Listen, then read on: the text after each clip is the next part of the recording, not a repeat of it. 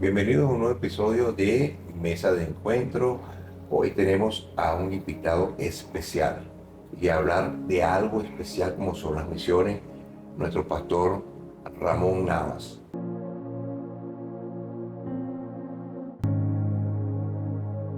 Sí, bienvenido, pastor. Gracias, hermano. Bienvenido. Privilegio estar aquí Bueno, en Mesa de encuentro. Mesa de Mesa de Encuentro. Encuentro. Bueno, Muy buen título para el entonces, programa. hoy tenemos un tema importantísimo que usted nos dice que las misiones desde Valencia hasta lo último de la tierra. Entonces, la primera pregunta que yo podría hacerle a usted es, ¿qué se entiende por misiones o Mission Day? Bueno, mi nombre es Ramón Navas, como 43 años sirviendo en el ministerio. Al comienzo cuando era muchacho como evangelista, plantador de iglesias, y después pasé sobre 20 años viviendo en el estado Amazonas venezolano, donde formamos una base para entrenar líderes nativos, formarlos como pastores, evangelistas, misioneros, y últimamente formarlos como traductores del texto de las escrituras en sus lenguas nativas. Y bueno, en eso llevamos como 30 años facilitando y sirviendo. Wow. Eso sería la primera gran misión de que se logre eso, ¿no? ¿En cuánto tiempo más o menos eso que tú estás diciendo de poder lograr traducirlo Texto bíblico. al texto bíblico? Más o menos, ¿cuánto piensa usted que le queda? Fíjense, lo que pasa es que ese es un tema bien amplio para explicarlo. Vamos a los hechos. Cuando los misioneros estadounidenses y canadienses, uruguayos, paraguayos, chilenos, eran los que hacían la obra en Venezuela, a ellos les tardaba sobre 20 años traducir un Nuevo Testamento. Un Nuevo Testamento. Un Nuevo Testamento. Algunos tardaban hasta 25 años. Claro, es que ellos utilizaban una metodología que le llaman la vieja escuela, ¿no? Tenían que aprender el idioma y eran ellos los que hacían junto con apoyo de los nativos. Nosotros estamos haciéndolo de otra manera. Estamos formando a los nativos para que los nativos sean los que se formen como traductores y nosotros somos acompañantes, consejeros de traducción. Por eso nos tarda 4 años traducir un Antiguo Testamento que tiene 3 veces más versículos que el Nuevo y que tiene más complejidades que el Nuevo. Wow. Y con mucho uso de tecnología. O sea, en resumen, le enseñan a los nativos, los indígenas en estos casos, todo lo que es la palabra de Dios, y son ellos los que se encargan de traducir el texto, ¿no? Sí, primero los preparamos bíblica, teológicamente, y luego los preparamos en principios de traducción y en utilizar la metodología de traducción. Y ellos son gente muy brillante, muy inteligente. Solo hay que creer en Dios y hay que creer en ellos. Amén. Y los resultados están a la vista. Tenemos 4 Viejos Testamentos en 4 años que ahora mismo están en revisión. Revisión es que la coma esté en su lugar, que el punto esté en su lugar, y ahora vienen unas revisiones de fondo para que al final vaya a la imprenta. Pero eso ya estamos, y eso en 4 años. Pero esa no es la pregunta. No, claro, pero es que eso es lo que tras cámara lo que estamos hablando, para que sepan las personas que nos están escuchando, es que eso es Mesa de Encuentro. Mesa de Encuentro es para pasar un rato agradable y darle a ellos la intencionalidad es de que ellos tengan un conocimiento de un tema para que ellos formen también su propia opinión. Por lo menos, entonces, hábleme de qué se entiende por la misión. Bueno, hay una diferencia entre la palabra misión y la palabra misiones. Claro, la gente del común echa todo en un mismo saco. Cuando habla de misión y habla de misiones, hablan de lo mismo, pero aquí hay una diferencia. Cuando en el argot misional se habla de la palabra misión en singular, siempre se está refiriendo a la misión de Dios, o lo que llaman la missio Dei, la misión de Dios. ¿Y qué es la misión de Dios? La misión de Dios no es otra cosa que ese plan universal, salvador, que Él ha tenido en su mente, en su corazón y en sus planes, desde antes de la fundación del mundo y que fue manifestado en la vida de su Hijo y que es aplicado al corazón de los seres humanos por la obra del Espíritu Santo. Se puede decir entonces que Dios no tiene misiones, Dios tiene una sola misión: gobernar en el corazón de los seres humanos, en cada tribu, en cada pueblo, en cada nación, ser el Señor, el dueño. Eso es lo que se llama misión en términos de libros, en términos de academia y en términos de nuestro campo. La iglesia no tiene una misión, la iglesia sí tiene misiones, pero Dios tiene una sola misión. Que a través del tiempo Dios ha tenido que redimensionar la cosa porque los actores humanos no le han salido bien, como en el caso de la caída del hombre, después el diluvio, después un montón de cosas, pero Dios siempre se ha mantenido firme, una sola misión: establecer su gobierno en el corazón de los seres humanos, en cada pueblo y en cada nación. A eso es que nos referimos con el término misión. Misión en singular. Y entonces, ¿qué se entiende por misiones? Cuando hablamos de misiones, estamos hablando de las iniciativas que toma la iglesia. Fíjense, ya aquí cambia, la fraseología cambia, ya aquí estamos hablando de un plural. Misiones sí corresponden a la iglesia. ¿Por qué? Porque las misiones son todas las iniciativas que toma la iglesia para cumplir con la misión de Dios. De allí vienen misiones hacia los niños en situación de riesgo. De allí vienen las famosas misiones con los que están privados de libertad. Se le llaman misiones carcelarias. De allí vienen las misiones para ayudar a mujeres que son víctimas de maltrato, por ejemplo. Misiones hacia mujeres víctimas de maltrato. Los que vamos a trabajar con los indígenas, ahí están las misiones indigenistas. El que va a trabajar con pueblos musulmanes, bueno, ahí están las misiones a los pueblos musulmanes.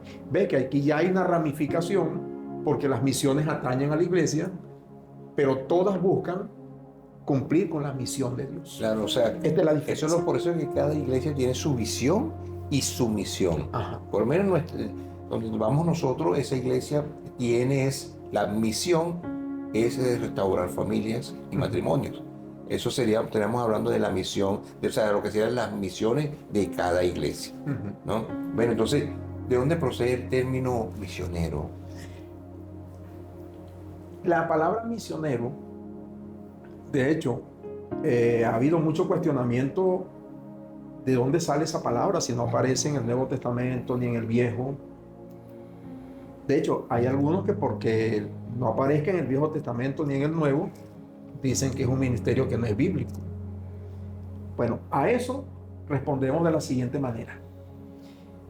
El que la palabra misionero no aparezca en la Biblia no significa que la función no aparezca. La palabra misionero es una palabra que nos vino al español del latín.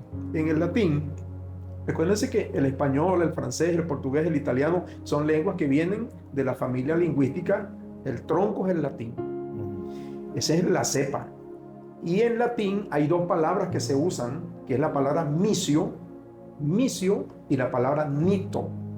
Ambas palabras en su definición es los enviados. Los enviados. De allí, cuando se fue a hacer la traducción al español, no se tomó la palabra misionero, que es una palabra española, por eso no aparece en la Biblia. Ahora, la palabra misio y la palabra nito, que son del latín, ellas vienen de un idioma más antiguo, que es el griego. En el griego, especialmente en el griego del Nuevo Testamento, existen algunas palabras equivalentes, por lo menos apostelos, apostolos, apostolí. Son términos de donde viene la palabra apóstol. Y si le preguntamos a cualquiera qué son apostelos, qué es un apostolos, qué es un apostolí, alguien que es enviado. Así que aquí estamos frente a un problema semántico. Ya. O sea, misionero, misio, nito, apostelos, apóstolos, apostolí, todo lo que significa es los que son enviados. Que cuando se fue a hacer la traducción, recuérdense que la Biblia que tenemos nosotros, que se llama la Reina Valera, viene del latín. Como esto no es un programa de ciencias bíblicas, no vamos a estar escarbando por qué no tomaron la palabra misionera, sino que usaron la palabra directa, apóstol. Pero en definición, Es el apóstol es un misionero. El apóstol es un misionero. Es un enviado. Es un enviado. Todo el que es enviado es un apóstol. Sí. Y por definición es un misionero. Obviamente los misioneros nunca van a querer que les digan apóstol, especialmente en el siglo XXI, cuando ese término está un poco devaluado. Sí, sí. Porque se ha utilizado no como una función de que eres enviado, sino como un título dignatario que te hace como rector de los demás. No me llame pastor, llámame apóstol. Es correcto. Por ejemplo. Y se ha llegado hasta el extremo de decir que el apóstol tiene una unción superior. Cuando hay un solo espíritu, hay una sola unción para los ministerios, Sí, para los dones del ministerio. Claro, porque ese ministerio quíntuple, eso es horizontal lo que estamos hablando. No es piramidal, no puede venir aquí arriba, pues entonces, bueno, después entonces el apóstol va a ser después Dios. Podemos pensar que después de que viene después de ser apóstol. Como que si hubiese un escalafón. Sí, un escalafón, sí. Para ir compitiendo entre un ministerio y otro ministerio. Fíjese hasta dónde ha llegado la devaluación del término misionero, que en algunas grandes denominaciones, que no digo sus nombres por cuestión de respeto a ellos, en algunas grandes denominaciones, ellos tienen lo que llaman una escalera de ministerio. O sea, tú estás empezando desde abajo y te dan una primera credencial. En algunas partes le llaman pastor exhortador, en algunas partes le llaman pastor misionero, porque es el primer escalón. Después que pasas una cantidad de años, te dan un rango, es como una cuestión militar, te ascienden a pastor licenciado y después te ascienden a ministro ordenado, que puedes casar, que puedes bautizar, que puedes ejecutar todas las funciones del ministerio. Pero lo que quiero rescatar es que el primer credencial que te dan es de misionero. Cuando te dan un credencial, lo que te están diciendo, mira, lo más bajito que hay en la escala del ministerio es el misionero. O sea, que es una aberración, porque un misionero, ¿qué hace un misionero?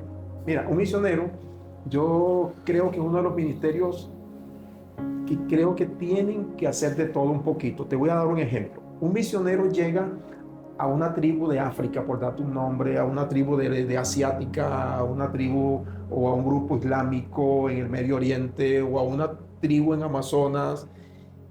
Y lo primero que tiene que hacer, ¿qué es? Bueno, aparte de aprender el idioma, aparte de adaptarse a la cultura, el misionero lo primero que tiene que hacer es comunicar el evangelio. Una vez que se pueda comunicar, lo primero que va a hacer es comunicar el evangelio. ¿Y qué rol está haciendo allí? Dentro de los que llamamos 5 ministerios, ¿quién es el que proclama el evangelio? El evangelista. De hecho, la palabra evangelista significa el que proclama las buenas nuevas. Entonces, en primera instancia, el misionero tiene que proclamar las buenas nuevas, tiene que hacer obra de evangelista. Ok, mucha de esa gente va a creer en Cristo. ¿Y qué viene ahora? O sea, recuerden que no existen pastores nativos. Él tiene que pastorear a esa gente. Tiene que hacer trabajo pastoral. Hay que cuidarlo. Tiene que cuidarlos, tiene que hacerlos crecer, tiene que formarlos. Ahí tiene que ser un maestro. ¿Me entiendes? O sea, que un misionero tiene que ser evangelista, tiene que ser pastor y tiene que obligatoriamente ser maestro. O sea, por eso es que uno de los ministerios más compactos, porque tiene que hacer de todo. Sí, profeta, no sé. Qué impresionante lo que estamos aprendiendo con usted hoy, que dentro de toda esa gama de responsabilidades que tiene un misionero, lo quieran poner como el más bajo. Sí. Y yo, entonces, ¿cómo se come eso? Porque si es lo más bajo y es lo que tiene que hacer más. Entonces, ¿dónde queda eso en tu escalafón del 1 al 10? Yo lo pondría en el 10. Yo lo pondría en el 10 porque la responsabilidad que tiene de hacer, edificar a donde van, donde hay un misionero, llámese África, primeramente adaptarse a su idioma para poder llegar a ellos, a aprender de su cultura, o sea, hacerse uno de ellos para poderle llegar. Wow, eso tiene una... Sí, es un principio paulino. Pablo decía, con los judíos me hago judío, con los griegos me hago griego, me hago de todos un poco para ganarlos. O sea, eso lo llama adaptación cultural. Y eso lo hace un misionero como Pablo. Claro. Ahora, yo tengo una consulta allí en relación a los 5 ministerios que en uno de nuestros episodios hablamos de los 5 ministerios.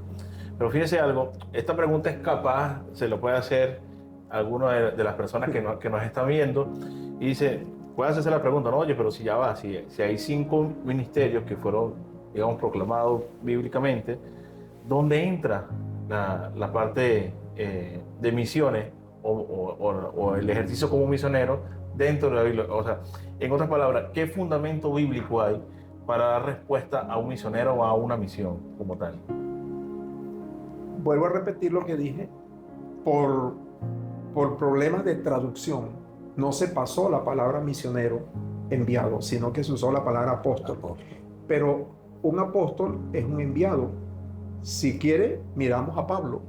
Pablo, cuando llegaba a Éfeso, a Corinto, a Tesalónica, a cualquier parte, lo primero que hacía era o se iba a la sinagoga, o se iba a una plaza pública, o se iba a un sitio y proclamaba el evangelio. Claro. O sea, por definición estaba haciendo obra de evangelista.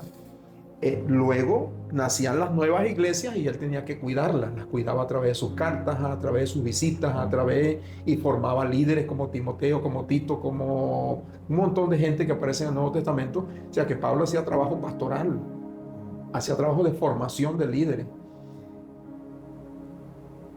Que no aparece la palabra misionero en el Nuevo Testamento, no aparece por unas cuestiones de traducción, pero el trabajo, la acción que se hace, la función se sobreentiende.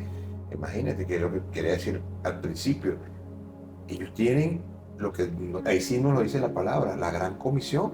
Para lograr hacer discípulos, tiene que aplicar todo. Porque ¿cómo hace discípulo? Te puedo dar la mejor forma para entender lo que es un misionero. Es una misionera americana que vivió 50 años en el Amazonas de Colombia y de Venezuela. Creo que por tus conexos con Ayacucho tuviste que haber escuchado alguna vez hablar de la señorita Sofía Müller. Uy, sí, claro. Fíjate, que sí, por supuesto. Para decirles que Sofía Müller, una muchacha que estudió dibujo en la Universidad de Nueva York, y ella entendió que Dios la llamaba a trabajar con los indígenas. Se fue y se estableció en el Amazonas colombiano. De hecho, murió hace unos años. Nunca se casó.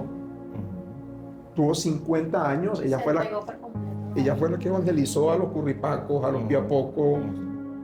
Ella aprendió y ella tradujo 5 Nuevos Testamentos y dejó casi 5 andando. Solo con un cáncer de esos agresivos la agarró y se la llevó. Esa mujer formó líderes y hoy hay cientos de iglesias nativas que reconocen a Sofía Müller como la persona que les llevó el evangelio. Cambiaron la guerra por la paz, cambiaron las matanzas por la cultura del amor. Y Sofía toda la vida se identificó como una misionera. Y eso es lo que es un misionero. Lo que pasa es que hoy tenemos una confusión, que creemos que un apóstol es otra cosa. Un apóstol no es otra cosa que un enviado, alguien que va a predicar, alguien que va a formar gente, alguien que va a establecer fundamentos, alguien que va a dejar un fundamento. Por ejemplo, yo, aún terminando este programa, yo me puede dar algo y puedo partir, pero tenemos 256 líderes formados de 2 idiomas diferentes. Se ha multiplicado. O sea, el trabajo trasciende a mi persona. Ya yo no hago falta ni en Amazonas, porque aquello está corriendo solo. Eso es establecer fundamento. Si a eso se le llama apostolado, bueno, es una obra apostólica. Pero solo que los misioneros, cuando ven ese laberinto que hay acá en la ciudad, de ese carnaval de apostolado, el misionero marca distancia y dice, no, a mí no me llama. Pero en función, estamos hablando de lo mismo. Permiso, pastor, ¿y en qué momento usted sintió ese llamado a misionero? Mira, hay varios tipos de llamados al campo misionero. Están los llamados específicos, como esa muchacha, bueno, esta señora, porque nunca se casó, la señorita Sofía, ella sintió que Dios la llamó directamente a Amazonas. Es un llamado específico. Hay gente con un llamado específico. Hay otros con llamados heredados, basados en lo que dijo Pablo. Hablando a Timoteo, le dijo: la fe no fingida que estuvo en tu abuela Loida y que habita en tu madre Eunice y que estoy seguro que en ti también habita. O sea, llamados heredados. O sea, no son muchos. Por ejemplo, Franklin Graham es un ejemplo de un llamado heredado. Billy Graham, su padre. Pero no siempre nuestros hijos van como a seguir el legado. Y están los llamados por necesidad. Aquellos que son como Cristo, que recorren pueblos, ciudades, aldeas, y Cristo lo hacía, dice que recorría pueblos, ciudades, aldeas, predicando y enseñando, y al ver las multitudes, las vio desamparadas y dispersas como ovejas que no tienen pastor, y dijo, a la verdad, la mies es mucha y los obreros son pocos. ¿Cómo sale mi llamado? Bueno, al principio yo comencé como un evangelista, predicando, plantando iglesias. Luego comenzamos a llevar jornadas médicas a las bases misioneras de los misioneros americanos y canadienses en el Amazonas. Llevamos brigadas de dentistas, de médicos generalistas, y nosotros vimos, pero mira, si los americanos y los canadienses pueden estar 20, 30 años amando a esta gente y sirviéndole, ¿cómo es que nosotros como venezolanos cristianos solamente los miramos de lejos? O sea, yo puedo decir que el llamado nuestro no surge ni específico, ni surge producto de la herencia, sale producto de la necesidad. Como dijo Cristo, al ver los campos, los vio desamparados y dispersos, y dije, mira, aquí tenemos que hacer presencia venezolana. Porque me llamaba la atención, americanas enseñando a los indígenas qué significan los 3 colores de la bandera. Misioneras canadienses enseñando a los indígenas qué significan las 7 estrellas. Para esa época eran 7 estrellas, ahora son 8. Misioneras de Wisconsin, de Illinois, enseñando a los indígenas Yanomami y Piaroa a cantar el himno nacional. Y yo decía, a enseñarle valores patrios. Eso me confrontó a mí, me dijo, pero ¿qué estamos haciendo nosotros? O sea, ¿cómo puede esta gente amar más a los indígenas que nosotros? Que ya, mi abuelo era de las Islas Canarias, pero mi abuela era indígena. Era una indígena con el pelo bien liso, la piel morena. O sea, ¿cómo es posible que nosotros, que tenemos algún tipo de herencia indígena, miremos para el lado y aquella gente estén deseosos de hacer el trabajo? Entonces, respondiendo a tu pregunta, un llamado al exponerme a la necesidad. Qué hermoso. ¿Usted está casado? Sí, casado, padre de 2 hijos. Okay. Bueno, tenemos 3, porque una no es biológica, pero es sí, amada como si lo fuera. Importante, me gustaría aprender de esto, porque hay personas que yo sé que se van a interesar por esto, porque esa es la intención de este programa. De repente de ser misionero, porque no se habla mucho sobre la misión de los misioneros. La misión de los misioneros. Eso no se habla en las iglesias. Ni se habla, ni se predica. Eso no se predica. Porque es difícil escuchar lo que usted nos está diciendo en las iglesias. Y que es tan importante eso. Pero una persona que esté casada, que tenga hijos, ¿cómo lleva ese ministerio? Porque es un ministerio. ¿Cómo lo lleva ya con su familia? ¿Se va con la familia o deja a la familia y se va solo? ¿Cómo comienzan a hacer eso? Fíjate, para responder esa pregunta tenemos que hacer un poco de historia. O sea, América Latina, y en eso incluimos a Venezuela, nosotros tenemos sobre 500 y tantos años de evangelización, de cristiandad. Obviamente se hizo a través de la Iglesia Católica, pero tenemos sobre 110 años de cristianismo protestante, o sea, cristianismo bíblico. Y la pregunta que tenemos que hacernos es, no en base a lo que yo pienso, a lo que yo creo, vamos a la historia. La historia está allí y nos habla. ¿Quiénes fueron los que vinieron a traer el evangelio a Venezuela? ¿Fueron pastores? ¿Fueron apóstoles? ¿Fueron profetas? ¿Fueron misioneros? O sea, esos fueron los que dejaron la familia, pero sí trajeron a sus esposas, a sus hijos, hicieron vida acá. De hecho, todavía en el Amazonas existen 2 familias americanas y no las pudieron sacar porque nacieron aquí en territorio venezolano. Son venezolanos por nacimiento. Tienen los ojos verdes, el cabello amarillo, pero son venezolanos por nacimiento. O sea, sí vinieron con familia. Y nosotros propiciamos, si nosotros estamos entrevistando a alguien que quiere ser misionero y no quiere involucrar a la familia, eso no cualifica. Cuando nosotros nos fuimos a Amazonas, nuestra niña estaba de 13 años, ya estaba saliendo de primaria para entrar a bachillerato. Y allá hizo su bachillerato y de allá vino directo a estudiar idiomas, aquí a la Cruz Michelena, estudiar alemán e inglés. O sea, es que ha habido muchos mitos que el yo no sé de dónde sacó la gente esta locura, que cuando piensan en un misionero piensan en miseria, piensan en... No, la palabra misionero viene de miseria, no viene de miseria, viene de misión, viene de enviado. Entonces, se nos vendió la idea de que el misionero es el que debe comer mal, el que debe dormir mal. Nuestros misioneros, nosotros tenemos una base en Amazonas, edificaciones. Nuestros misioneros tienen sus casas con aire acondicionado, tienen antenas de Stanley para que tengan internet satelital, porque ¿para qué los voy a poner a dormir en un cuarto, en una casa que maten zancudos todas las noches? No van a producir. Es mejor que tengan mallas, que tengan aire y que produzcan. O sea, es que en Venezuela ha habido una distorsión de que el misionero, ese es misionero. El que pasa trabajo. No.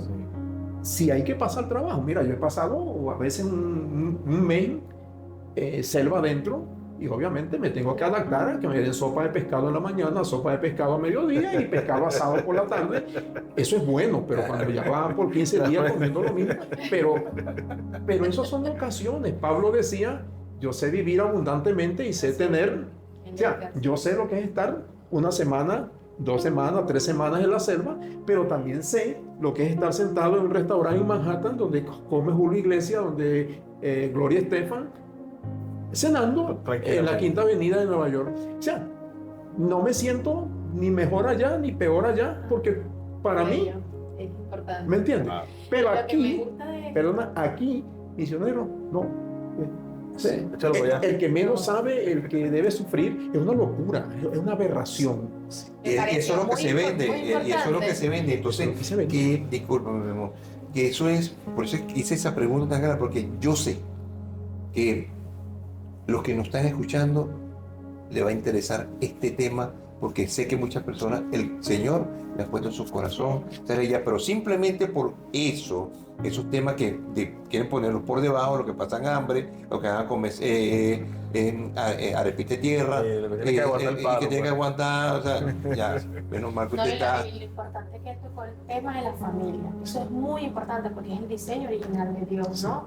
Lo que es el hombre y la mujer, que no debe estar solo. Entonces, al tener una familia y tú irte como misionero y abandonar a tu familia, eso es muy importante que lo sepan, porque quizás alguien tiene un llamado a misionero, pero dice, oye, o sea, yo estoy casado y tengo que dejar a mi familia, entonces hay como una distorsión allí también. Totalmente. Fíjate, si tú le preguntas a mi hija, que en este momento está viviendo en la ciudad de Valencia, España, y está apoyando a un orfanato en Malawi, en el sureste de África, y tú le preguntas a ella, ¿te traumatizaste pasando tu juventud, tu adolescencia en Amazonas? No. Tiene una pasión por las misiones. Si tú le preguntas al otro, el menor que nació allá, él está con nosotros aquí en Valencia y él dice, bueno, tal vez yo no vaya a ser un misionero de carrera, papá, pero estoy estudiando una carrera, quiero ser un empresario, quiero producir dinero para sostener misioneros. O sea, si tú involucras a la familia, o ellos van a querer ser los mejores financiadores de las misiones. O sea, no se traumatizan. Porque conocen eso en resumen, perdón, pastor, en resumen, todo aquel que tenga llamado de misionero, involucra a su familia. Por supuesto. Involúcrelo para que sea parte de esa bendición. Exacto. Así es. Exacto. Wow. Pablo no involucró porque recuerden que Pablo tenía una situación muy especial, pero los demás apóstoles sí lo hicieron. Sí. Aquí hay una pregunta que quiero hacerle. ¿Qué diferencia hay entre un país con fronteras geopolíticas y una nación en el lenguaje bíblico de Mateo 28:19? Yo creo que esa es una pregunta bien interesante porque parte de la parálisis que tenemos como iglesia es que confundimos los términos. Según la Organización de las Naciones Unidas, hoy que estuve revisando, hay sobre 189 países con fronteras geopolíticas y 2 países observadores como Palestina y como el Estado del Vaticano, que están allí, pero son observadores. Entonces, cuando decimos que el Evangelio ha llegado a todos los países, es probable que sea verdad. Porque en la época de la cortina de hierro, cuando estaba el bloque soviético bien férreo, había un país que se daba 4 golpes en el pecho y decía: nosotros nos jactamos de no tener un evangélico en nuestro territorio, que fue Albania, Europa Oriental. Y ellos decían: nosotros nos damos el lujo de no tener esas plagas protestantes aquí. Mira, eso fue que Gorbachov hoy se paró y dijo: viene la perestroika, viene la apertura, y salieron sobre 6.000 evangélicos que estaban clandestinos en Albania. Sí estuvieron allí, estaban haciendo el trabajo clandestino. Entonces, si vamos a hablar de países, el evangelio ha llegado a todos los países, pero es que hay una diferencia entre un país y una nación. Por ejemplo, en Mateo 28:19, el Señor dijo: vayan y hagan discípulos a todas las naciones. La frase "a todas las naciones" es la palabra panta, ta, ekne. Ekne es la palabra griega que se usa allí para nación. Fue traducida al español como nación, pero la palabra ekne es vital porque de la palabra ekne viene la palabra etnia, y de la palabra etnia viene la palabra grupos étnicos. ¿Y qué es un grupo étnico? Un grupo étnico es un grupo homogéneo de personas que están vinculados por el idioma, por la cultura, por los valores, por las creencias, por las tradiciones y por una cosa muy importante que se llama la cosmovisión, o sea, la manera como yo veo el mundo. Ahora, ¿cuántos grupos étnicos hay sobre la Tierra? Según estuve averiguando hoy, según una organización de investigación que llaman Joshua Project o Proyecto Josué, hay alrededor de 17.000 grupos étnicos. Quiere decir, 17.000 grupos que comparten idioma, cultura, valores. Por ejemplo, hablando de Venezuela, aquí, no, el evangelio llegó a toda Venezuela porque todos los que hablan español han oído un Cristo te ama o un busca a Cristo, pero es que en Venezuela hay 40 etnias o grupos étnicos o etné. Los Piaroa, los Curripacos, los Jibi, los Guayú, los Yanomami, los Pemones, los Eñepá. Apoyo. ¿Y por qué son naciones? Porque hablan un idioma, porque tienen una cultura, porque tienen unos valores, porque tienen unas creencias y porque tienen una cosmovisión, o sea, una manera de ver al mundo diferente a como la vemos nosotros. Entonces, allí radica el problema, ¿no? El evangelio llegó a todos los países. Sí, a los países con fronteras geopolíticas, sí, pero ¿habrá llegado a todas las etnias? Es la pregunta que debemos hacernos y plantearnos seriamente. Para darte un ejemplo, en India, en el sureste de Asia, India tiene un grupo, India tiene como 1.500 lenguajes diferentes. Ese es uno de los grandes retos que tiene la Iglesia Mundial. Y India tiene un grupo que llaman los Banjar, se le llaman los Banjares, con casi 100 millones de habitantes. Son casi 100 millones de Banjares. ¿Cuántos evangélicos hay? 100. Ahora, saquen su lápiz y saquen porcentaje. ¿Qué porcentaje es 100 de 40 millones? De 30 millones, perdón. Por darte un ejemplo. Entonces, ahora mismo, esta gente que están sonando mucho, el Kurdistán, que está en Irán, que está en Irak, que están en Turquía, que están en Siria, yo creo que en Líbano hay por ahí unos poquitos kurdos, son una nación sin patria. 30 millones hablan el kurdistano, tienen la cultura kurdistana, tienen los valores kurdistanos, lo que no tienen es un pedazo de tierra donde decir, mira, queremos un país. Exacto, esta es mi zona geopolítica, pero son una nación. Entonces, ¿cuál es la diferencia? Bueno, que una nación bíblica tiene fronteras lingüísticas, culturales, y una nación geopolítica tiene fronteras como Venezuela. Somos 912.000 kilómetros cuadrados, limitamos por allá y por allá. Pero ¿cómo limitan los Yanomami y los maquiritares del Amazonas? Mira, de aquí para allá se habla Yanomami y de aquí para acá se habla maquiritare. Esa es la frontera. Fronteras lingüísticas, no geográficas. Esa es la diferencia. Perfecto. No entender eso nos va a llevar a una premisa falsa. No, el evangelio ha llegado a todo el mundo porque ha llegado a todos los países, pero no ha llegado a todas las naciones. Y Dios se rige por su palabra. Una pregunta.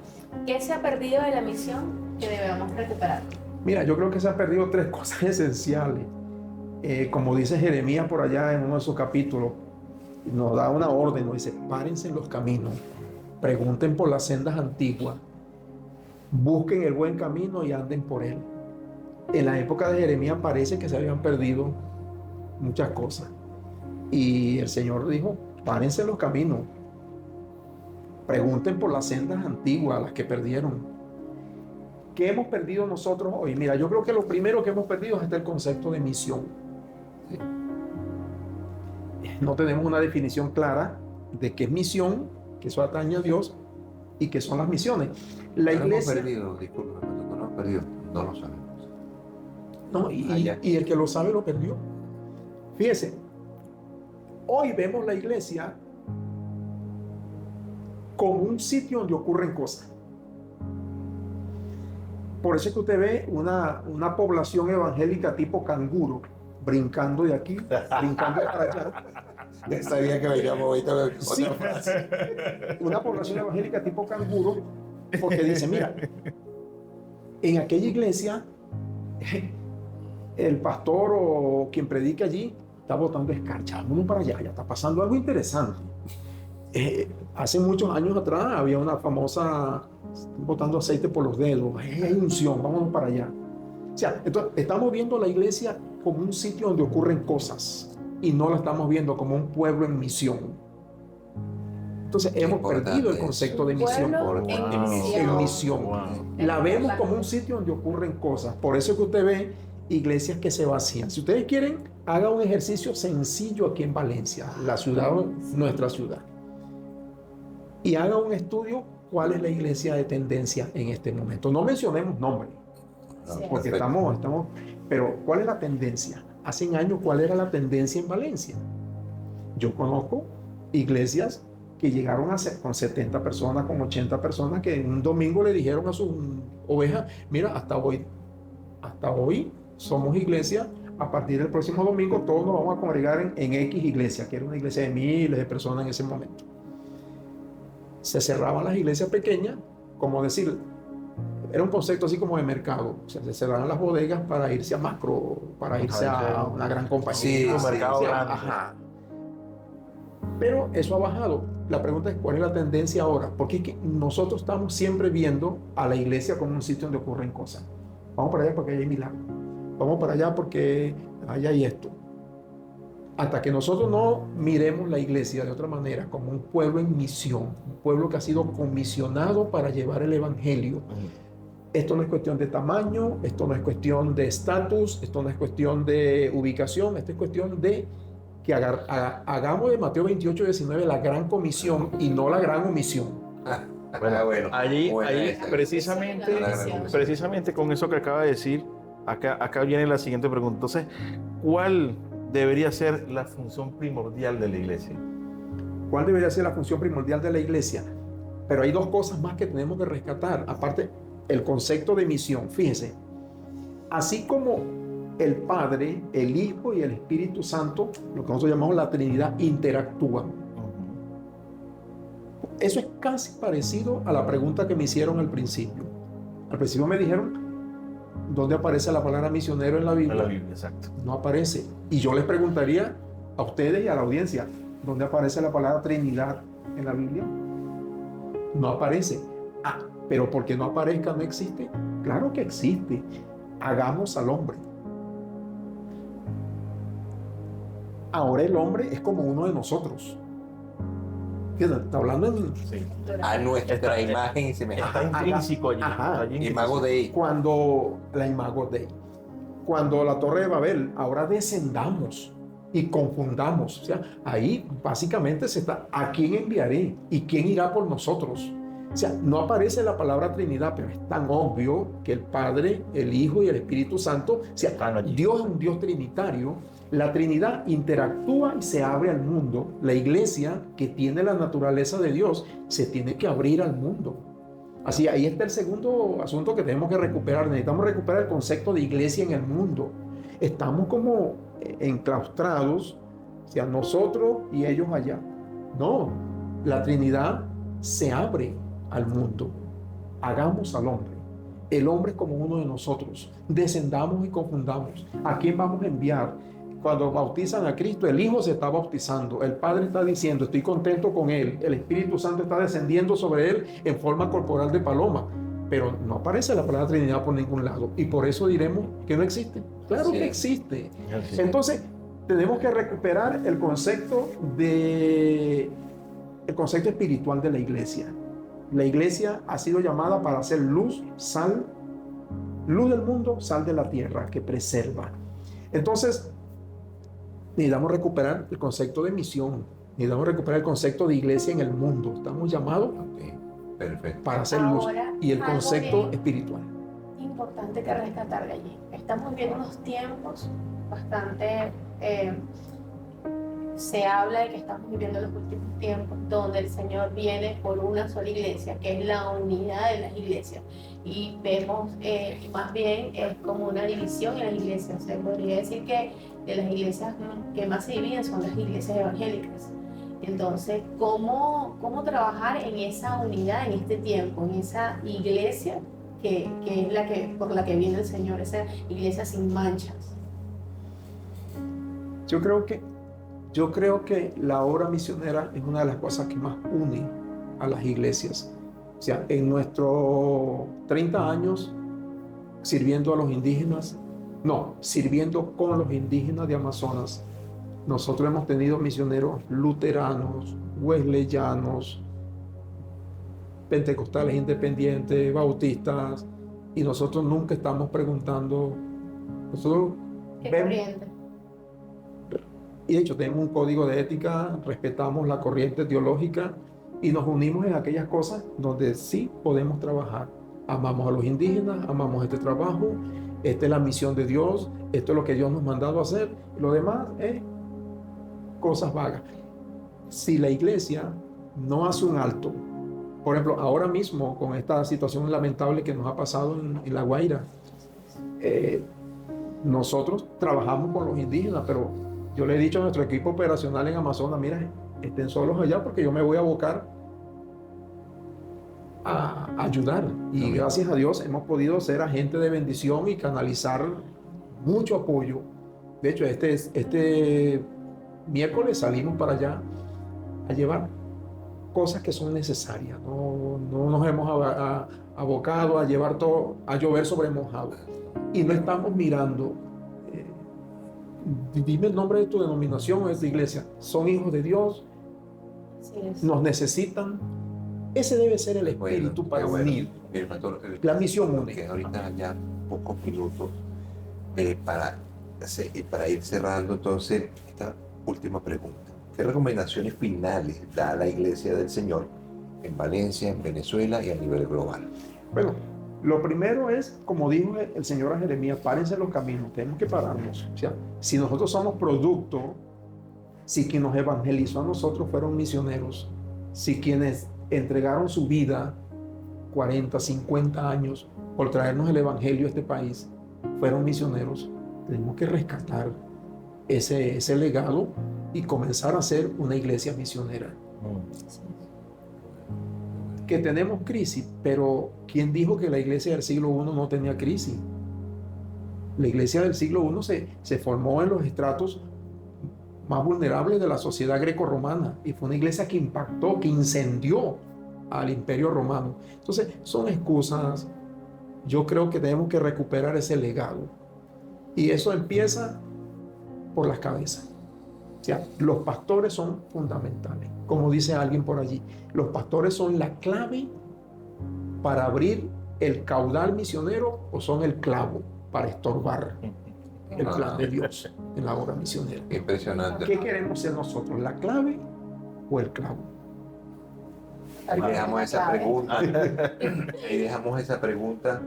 En otra oportunidad, porque es interesante, me gustó, sé que hay mucho más que hablar de esto, Pastor Ramón, porque en realidad, si le decimos la gran, separamos comisión, ponemos ¿qué dirían los demás? Misión. Ahí está clarito. Está clarito. ¿Qué tenemos que hacer? ¿Para dónde vamos? comisión. Y eso, el Señor se lo pone a uno ahí. En verdad, me gustó mucho este tema porque no se habla. En las iglesias no se habla, que eso es lo que estaba preguntando mi esposa. ¿Qué podemos hacer nosotros para poder profundizar? Nosotros, como lo dijo bien claro, los pastores, los servidores, los líderes, para poder entrar en esto, pero también esta enseñanza que usted nos está dando hoy, también hay que irla difundiendo a muchos más iglesias, porque hay iglesias como no se da, no conoce a profundidad lo que usted nos está dando hoy. Entonces ya uno conociendo esto, ya uno puede impartir en las iglesias este conocimiento que usted nos está dando, porque yo sé que esto es básico, lo que usted nos está diciendo. Yo sé que vienen cosas mucho más allá y va a estar aquí. Bienvenido a Mesa de Encuentro. Cada vez que, como dice mi hermano, a todos los que nos han invitado, se lo digo, bienvenido acá, esta es su casa. Cuando quiera venir a compartir palabra que no solamente edifique a nuestra gente que nos ve, sino que también nos edifica a nosotros, bienvenido sea. Esta es su casa. Gracias, muy, muy amables y bueno, seguimos. Esta es una ventana, de verdad que sé que va a traspasar porque son temas que no lo hemos visto, temas que no se tocan y estamos sumamente agradecidos por tomarse el tiempo, sé que es bastante ocupado y bueno, gloria a Dios por ese tiempo que Dios dispuso para darnos esta enseñanza. Sí, y gloria a Dios porque el pastor es sumamente ocupado y porque el Señor quería que usted hablara de esto aquí porque me dijeron que usted es difícil conseguirlo. Sí, Oye, como que nada más está para que tengan una idea de los que nos ven probablemente de otros países. La distancia de Valencia a Amazonas son como cuántas horas de viaje, pastor, aproximadamente. Normalmente nos estamos echando 18 horas. Imagínese usted, 18 horas, ¿no? Lo difícil que es llegar acá y por eso estamos agradecidos con Dios primero que nada por su presencia acá con nosotros y por compartir esto. Sí, bueno, entonces nos despedimos de este episodio sobre las misiones el día de hoy. Lo invitamos para el próximo episodio y bueno, como siempre digo, traigan su café. Traigan su café. Juan Valdés. Wow. Juan Valdés. Sí, valga la cuña. Chao, nos vemos en un próximo episodio. Cuídense. Chao. Bendiciones. Bendiciones.